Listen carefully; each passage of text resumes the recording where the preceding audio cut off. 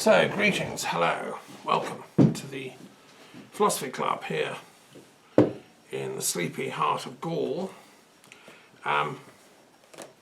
It really feels like the start of autumn. It's raining, it's chilly, but that's beautiful to me after a really hot, long summer. So thank God is all I can say. Thank God for autumn.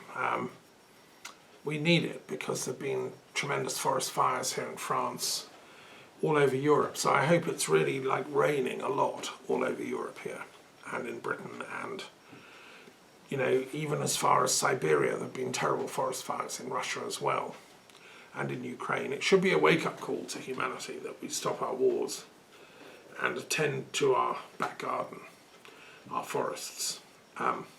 There's a brilliant book by James Billington, who was one of my mentors. He was the Librarian of Congress. He wrote a book called The Icon and the Axe about Russian history. And the axe is what cleared the forests of Russia and made Russia possible. But, you know, wood is very important in Islamic culture, not just in Russia, in Ukraine as well, and elsewhere in Eastern Europe. So, yeah, we need to stop these forest fires happening, and we need to sort out, proper remedies, mechanisms. So, okay, so I've got a variety of things I want to share tonight. It should be interesting. And really, this is celebrating a book launch. I want to celebrate the publication of my latest book on the logic of peace, which I've spent months working on, along with other things, obviously, writing the poem books of my daughter and a kind of investigation into why she died, and I've published other things, the commentary on Matthew and Mark, but this thing has been on my agenda, and I finally finished the final spell checking today. So we're celebrating today, the 31st of August, the publication of this book, which is quite unique. I want to start this philosophy club by sharing a bit about it. There's no other book anywhere, there's no other intellectual effort gone into thinking through what would a logic of peace be like. Why do we need one? Well, it's come to my attention with increasing alarm in recent years that humanity seems to be wedded to the logic of war and violence and counter-violence. I mean, what is war? Well, war is the disavowal of the other, the disavowal of the other person's viewpoint, culture, language, religion, whatever. And then the desire to ontologically, eradicate the other. And that's what war is. And it's a human addiction, really. It's what we've been doing for centuries. And the French and the English used to do this with their 100 Years' War. So I'm trying to think through, well, okay, so the current systems of the world are premised on a logic of war, combat, either-or logic. And it goes right back to ancient Greek thought, and logic was always used in legal defense and attack. It's premised on, combat. And it still is in the legal schools. You're taught law logic, legal logic, in order to win arguments and to defeat the opponent. I'm saying let's have a logic of peace that is premised on the finding out of the truth. In philosophy of law, I'm a great believer more in the French system, where you actually find out the truth of a situation. You have a judge who does investigative work in the Napoleonic system. And yes, when it goes to trial, you hear both sides, but you do all the preliminary work as well. So a logic of peace, well, what will it be like? Well, that's what I've given attention to here in this book. If I may just move my cat. Could you just move on to the next level down there? Thank you. So I talk about the history of logic and in current education. How is it taught? I have to say it's taught rather abysmally. When I went to the University of Bristol to study philosophy in the 70s, it was taught absolutely dire quality of teaching, and it was lecturers who didn't understand the subject, didn't see why it was important, couldn't convey any excitement, couldn't convey any reason why we should be studying it. And And so it had no appeal. And yet it was obviously important. But why it was important was never revealed. I had to wait years to discover this. In fact, the history of logic is a really, really important part of philosophy, and it took me years to find that out. I think one of the key things for me was discovering the work of an American feminist philosopher called Andrea Nye, who's still around, N-Y-E. And she wrote a feminist history of logic, explaining that logic has been used largely by men to define what is reality, to define what is truth, to define what is, the bandwidth of acceptable reality within which one can operate, the so-called real world. And if you stray outside that, you're called illogical. And, like my daughter, if you go for the logic of the heart, you fall by the wayside, as she's done, because there's few places where a young woman can go and have her logic affirmed and not negated. So hats off to Andrea Nye, who did that work, and that brought to me the incredible importance of logic, and I revisited it. Now, of course, there's a chapter on mathematics and logic and computers and AI, and this is related to my work on the philosophy of religious mathematics, my work Philosophiae Religionis, Principia Mathematica, which is the sequel to Newton's Philosophiae Naturalis Principia Mathematica, which was his masterpiece, explaining the mathematics of gravity and the cosmos. Well, I've done the same with the mathematics of religions and philosophical systems. Now, so I'm very interested in what some people call a soft mathematics. There's one of the thinkers that I've been exploring who's written a book about that and the need for what he calls a soft mathematics. And that's important. That's, part of religious mathematics, if you want. So I've gone deeply into the history of logic, and then there's a chapter on why the study of logic is important to war, and it's very important for war games, and the kind of game theory is a whole spin-off of logic, really, which has been used in military planning and thinking. But there's never been an attempt to create a logic of peace before. So how are we going to do it? That's what I've set out to do in this book. Well, firstly, it has to be drawn widely on global and comparative philosophy. Can't be just from one source. And secondly, it has to be an in-depth thing. I mean, I'm not claiming to have written the last word on the philosophy of peace. I'm just launching a discipline. And so I start with the premise that a logic of peace is necessary now if we're going to survive as a humanity, as a species, as a planet. We have to draw on global and comparative philosophy because we're one, multicultural planet with many great philosophical systems and schools, which I enunciated in this table, which we use at the Philosophy Club.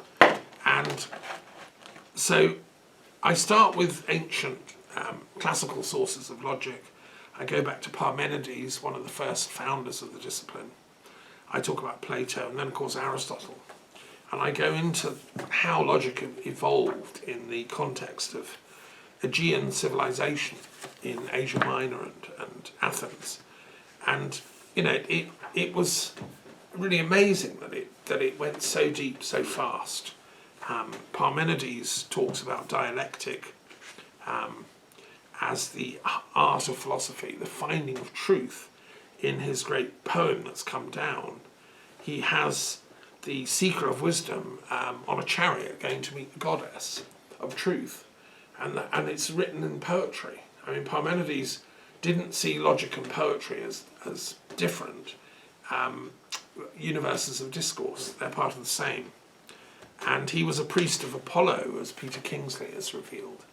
So for him, logic is part of piety. It's part of intellectual piety to find truth, to find where is wisdom, what is actually the case. So I think we start again with Parmenides, who was a great influence on Plato, and there's a dialogue, about him. But also he was an influence on later philosophers, Sir Karl Popper, who founded the Philosophy of Science department at the London School of Economics, where I studied for part of my degree, and I used to go along to lectures. In fact, I heard the last ever public lecture by Sir Karl Popper, who was a great philosopher of science and logic. And he loved Parmenides. I mean, he was a wise man, was old Popper.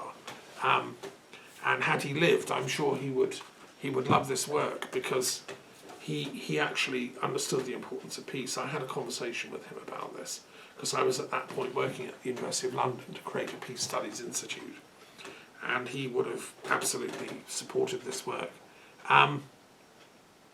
Let me quote from Socrates, because Socrates loved logic, and his whole form of dialectical discussion was to find the logical explanation of things. What is truth? What is evidence?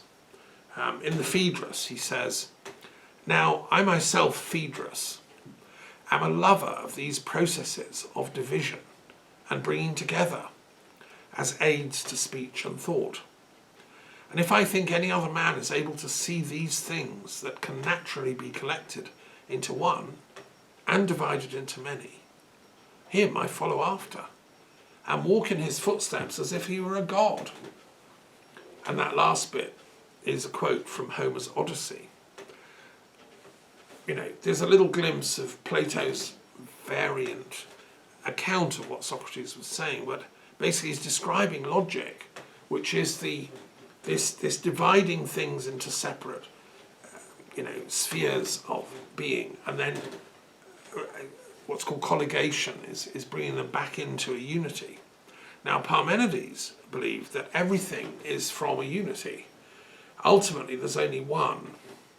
The one behind reality is the goal and purpose of logic. Now, religions say the same. Theologically, the whole of Islam is premised on the divine unity, which is why they really went for logic big time. So is Judaism. The unity of God is a fundamental principle in Judaism, which is why Maimonides and the great Jewish thinkers have loved logic over the centuries. And it's also a premise of Christianity. So in the Christian traditions, logic has been very, very important. And I go into all this. So I start with the classical foundations. I then go across to India and look at Hindu logic, which is important in Hinduism. And they have a highly sophisticated, tradition of logic. In the Nyaya school of Hindu philosophy, for instance, Nyaya means rational argument. And they have a whole, literature, the rules of inference and the rules of logical, deduction and so on. Then I talk about Jainism. By the way, for Hinduism, logic is seen as part of Atma Vidya, which is the knowledge of the soul. The purpose of philosophy is self-knowledge, in the higher sense of knowledge of the soul, the Atma. So Atma Vidya is a divine science. And logic is part of it, because we can't truly know ourselves unless we can actualize our logical processes within ourselves. Now, and Hinduism loved peace, in that, for instance, the yogis, the Brahmins, the sages of India never were warriors. They were sages of peace, like the Druids were in the Celtic world. And so the logic of peace follows, from their core tradition. Whether any Indian philosophers, Hindu philosophers, actually articulated it as such, I'm not sure. I don't think so. I think I'm the first to actually call for a logic of peace, but I'm sure they will support the idea. All my Indian friends who come here and give them talks will say, yes, that's right, Thomas.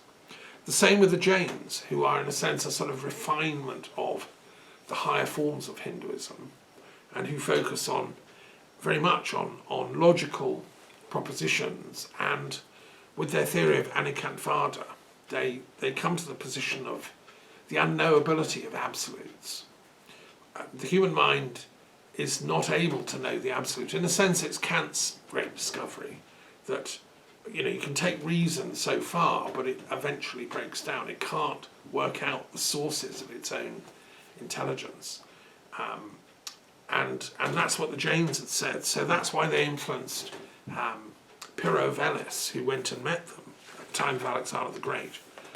And they taught also the theory of Syadvada, which means maybe, maybeism. There are 7 possible propositions in any, there's a cat sitting on my table. Maybe, I think there is, and we can work out whether there is or not. Yes, but whether the cat can understand what I'm saying and appreciates logic, maybe. Yeah. So, and then I talk about Buddhism and logic, and this is a fascinating chapter. These are little mini chapters in the book. I mean, Buddhism is a very logical religion. It prides, Buddhi is the Sanskrit word for intellect. So it prides itself on its intellectual rigor. There's nothing in Buddhism that is taken on faith alone. You have to have evidence. You have to have, stages leading up to a particular affirmation. And Buddha taught in a very logical way the 4 truths that he taught. Suffering exists, dukkha, which comes from the word dushtha, meaning standing unstably. We're not at ease here. The world is suffering. 2, suffering is caused by wrong desire, wrong desires, tanha, grasping. Well, it's a logical affirmation. It's a statement which fits with most people's experience in life. 3, there's a way out of this suffering by transcending wrong desires, nirodha. And 4, the way to achieve this is to follow the Eightfold Path. So it's a very logical sequence of thought, and this is the heart of Buddha's insight. He'd attained enlightenment, and he didn't know how he could communicate that, or even whether he should bother, because he knew most people aren't interested in these subtleties. But he eventually decided to communicate, and he boiled it down into that 4-fold statement of logical affirmations, which he delivered in Sarnath, which I've been to, the great turning of the wheel of Dharma, it's called. And it's, I explain how the logic works within Buddhism, and why Buddhism is a very logical kind of thing. And then I talk about what happened in Mahayana Buddhism, because the idea was not to just get liberation for yourself, your own mind, that's fine, meditation, truthfulness, follow the Eightfold Path, right view, etc., and you'll reach some kind of enlightenment. But what about for the other people? What about for everyone? What about for people that are suffering more widely? What about the people of Gaza now, or Israel? What about the people in Ukraine and Russia that are trapped in these cycles of hatred and fear and revenge and the other conflict zones in the world? What about the people that are having their homes burned? I met a chap in Paris recently from Argentina who had his life's work, his farm, everything go up in smoke because of global warming. His part of that region in Argentina, in the foothills of the Andes, the forest caught fire, and he escaped with his life only just, with his partner. But all his stuff has gone up in flames. I mean, what about people like that? This is why we have to tackle global warming logically, because that could happen to any of us. So anyway, I talk about Mahayana logic, and the greatest contributor to Buddhist logic is Nagarjuna, who came a few hundred years after Buddha and took Buddhist logic to new realms of possibility. He introduced the concept of neti, not this, not that, and a 4-fold negation, which I explain in detail in the text. We should remember that for Jainism, Hinduism and Buddhism, logic is not merely an intellectual game to prove you're cleverer than other people. On the contrary, it's a very important sweeping away of ignorance so that your natural intellect can shine, your buddhi can manifest. And we're besieged all the time, especially after the invention of the internet, but even before, with false news, false propaganda, misinformation. So we need to develop our logic so that we can cut through all that stuff. And Manjushri, who's the Tibetan Buddhist god of wisdom, or bodhisattva of wisdom, has the sword of wisdom that can cut through all that stuff. When I was 19, I went to live and work at the Manjushri Institute near Ulverston. I wanted to become a Buddhist monk. And I love Manjushri, I still do. I'm a sort of Buddhist monk that doesn't wear the robes, and I'm freelance. I'm a Christian and a Sufi, and Kabbalist, and a transpersonal seeker of Buddhi, if you want. But anyway, shunyata is the key thing that Nagarjuna developed. The idea of emptiness within matter is the guarantee of freedom, so that we don't get bogged down in false desires, because what we desire is empty. So really, if we just desire the emptiness of nirvana, we're on a home run.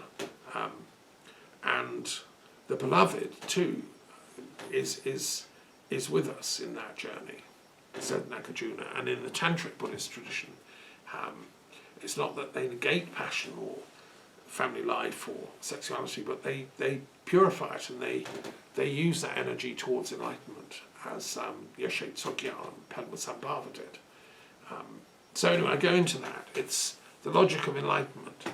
And then there's a whole section on Christianity and peace logic. And for people that say, well, Christ wasn't, he wasn't an intellectual, he was just teaching people to have faith in him and believe, and if you have faith, that's all you need. I don't agree with that. I'm someone that studied Christianity long enough to disagree with that. And that's why I did my commentaries on Matthew and Mark and Luke and John and Mary Magdalene. In the commentaries, I've given references and texts. Here's the one on Matthew, 500 pages. Most intensely detailed commentary on Matthew, I think, that's been written in English probably ever. And I'm using all the modern kind of psychological discoveries about, and archaeological and philological. I think it's absolutely certain, that Jesus was a highly learned teacher, rabbi. He wasn't just saying, hey, look at me, believe. No, the point is to believe in the kingdom of God, to believe, which is what Matthew calls it, the spiritual reality, which Buddhism calls the shunyata, which we cohere within.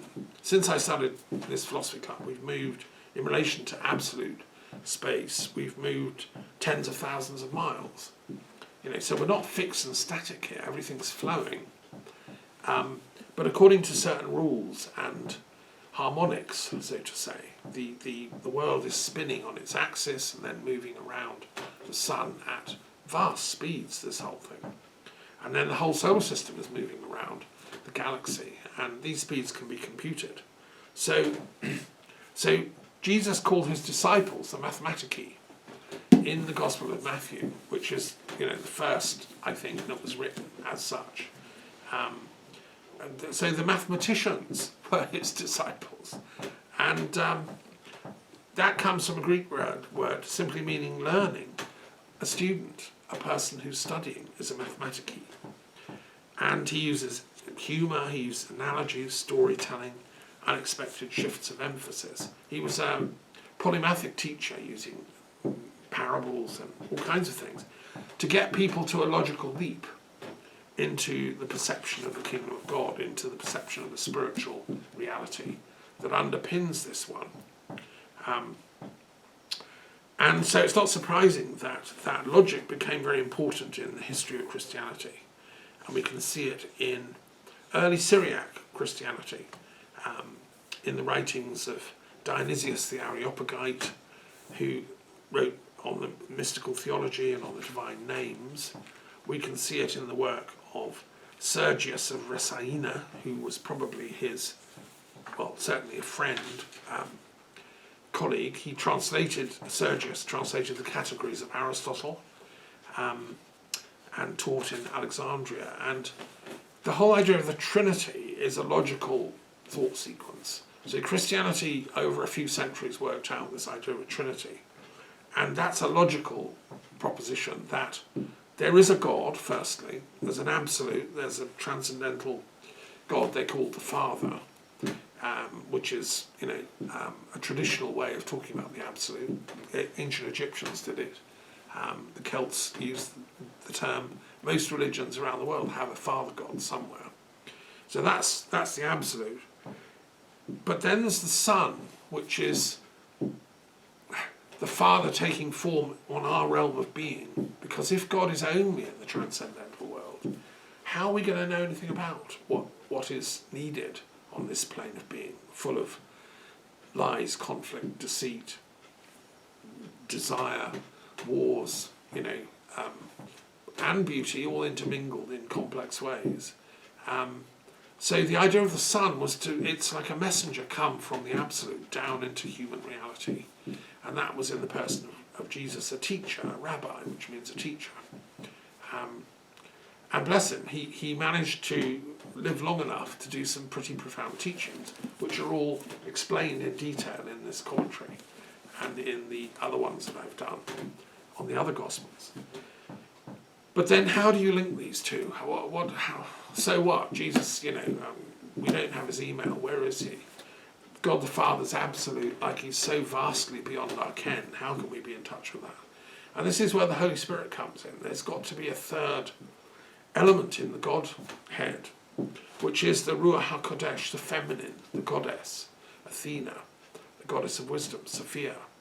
This is the Holy Spirit, which is actually the source of the Father and the Son, in fact, in my theological reworking of the Trinity. That's a logical proposition, but the whole idea of the Trinity is a mathematical, logical proposition. And Christianity developed that, and many great thinkers have explored the Trinity in depth as that. And so we can see in the history of Christianity that logic was very important. The problem was, what's the nature of Christ, the Son? Is he the same as God? Does he process from God? Etc., etc. So you have all these different forms of Christianity: Unitarianism, Trinitarianism, Arianism, monophysitism.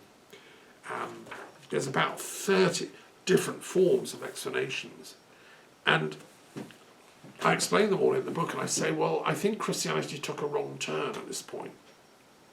It shouldn't have been working on defining the Trinity so much as experiencing it existentially, and then developing a peace logic. Because the key thing I think Christ was trying to do, and if you read my commentaries and you read the actual Gospels properly, with attention to linguistics and archaeology and history and philosophy, I think Christ was trying to bring a peace message through to the warring tribes of his day, particularly to the pagans, the Hellenes, the pro-Roman party, and the extreme Jewish, we hate the pagans, kill them all, we're Jews party.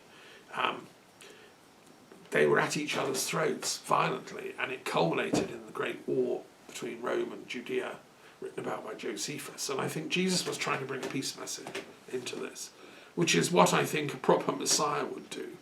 That's what, the leader, the spiritual elder, who can see the bigger picture, would try to do in all these conflicts. That's why the peace people are blessed in the Sermon on the Mount, which is here in Matthew. And then I talk about Oriental Christianity and its influence in Baghdad on the birth of Islamic thought.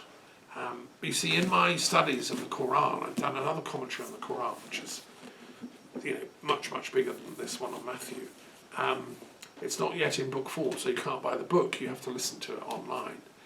But what I discovered, and I used all the latest archaeological historical discoveries in Islamic studies, they've discovered that in Mecca, in the time of Muhammad and Khadija, his patron and wife, she belonged to a kind of house church of Gnostic Christians.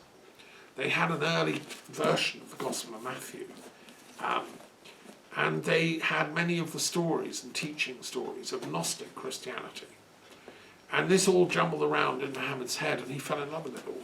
He was exploring the region as the head of the caravan trade for Khadija's business empire. She was one of the wealthiest people in Mecca. And initially, she just hired him as her caravan master.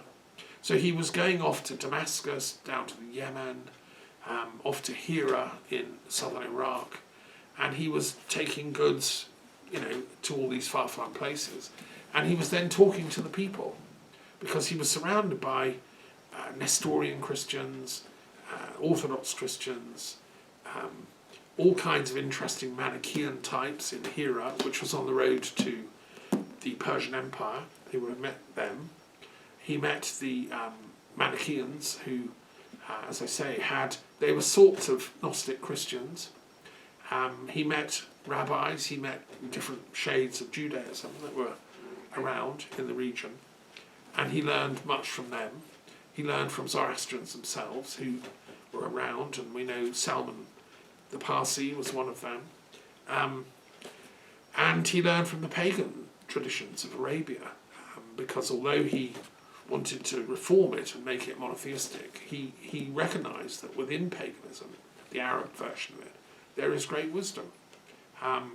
So he was eclectic, drawing on many sources, and I've explained in my commentary on the Quran how they all came together in his spirit, really, his mind, his unconscious, and his superconsciousness. He was able to download from the highest realms of the highest logic through his intellect, aql in Arabic, these tremendous verses in the Quran. Now, he wasn't himself a learned man in the sense of conventional higher education. He never did a degree, he never went to Alexandria and studied logic as such, but he had an intuitive knowledge of the moral logic, of the difference between right and wrong, the value ethics, we could call it virtue ethics. And this later surfaced, so in later Islamic logic, it's argued that there's a fundamental difference between husun, which means beauty and goodness, and ugliness, which is called kub. And kub is evil, and it's also ugly. So what is beautiful is what is good, morally speaking. And this is implicit in our human capacity for wisdom. So when logic got underway in Islam, it drew on this tremendous earlier work by Christian thinkers, particularly in the Syriac language, because a lot of the words in the Quran come from Syriac. He mingled, and a lot of the words in Mecca that he used in his vocabulary were originally Syriac. And it was written in it's a Semitic language close to Arabic and Hebrew. So later, Al-Mamun, the great caliph in Baghdad, commissioned people to translate all the great works of logic from Greek into Arabic. And there was a school of wisdom set up. They translated the works of Aristotle, Galen, Ptolemy, Euclid, and many others. He even sent envoys to the Byzantine Empire, which was Christian, to see if you got any other Greek works we can translate. So this was tremendous, and I go into all this in detail, and I explain the role of Christian logic in forming Islamic logic, and I look at the great Islamic thinkers, Al-Ghazali and then Ibn Rushd and all the others. I go on and look at Christianity and later developments in logic like Descartes and Leibniz, and then right down to modern thinkers. In the Anglican tradition, there have been some quite important thinkers who've contributed to the history of logic, up to people like Alfred North Whitehead and Bertrand Russell and many others. So, it was fascinating to do the research for this book, and I'm not going to give away too many secrets, but I will say the chapter on Islamic logic is absolutely fascinating in terms of finding a peace logic. Because what I'm arguing in each of these chapters is that this tradition, be it Jain, Hindu, Buddhist,